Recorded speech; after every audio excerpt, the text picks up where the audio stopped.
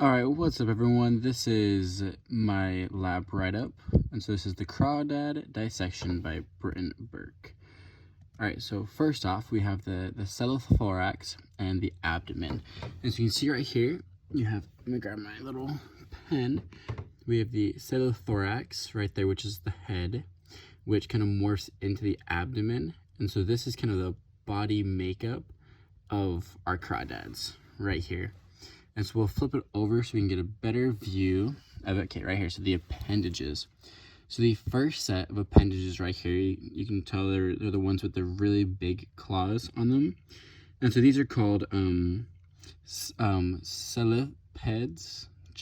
Sorry, I can't really speak very well about these.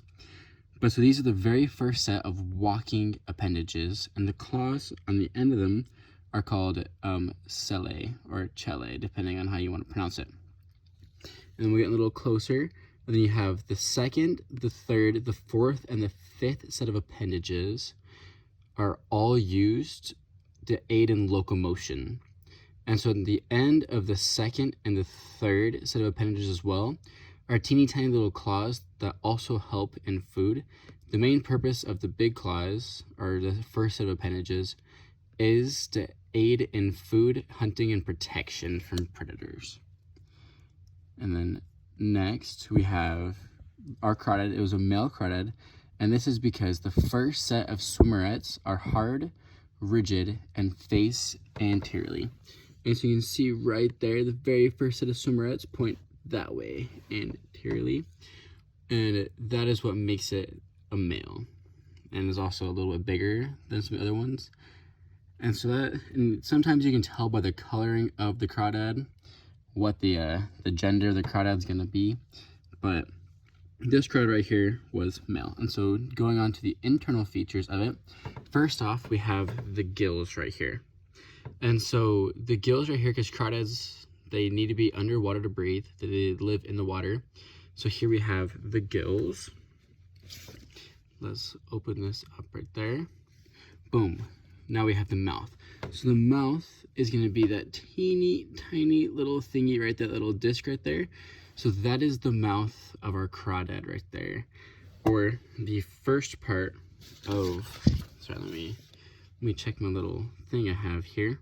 So yeah, sorry, the digestive system. And the gills, that was the respiratory system of the crawdad. Actually, let's go back so we can talk about that a little bit.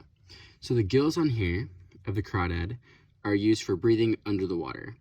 And unlike the earthworm, crawdads have a respiratory system that brings oxygen through the water into the gills and then disperses that into the water.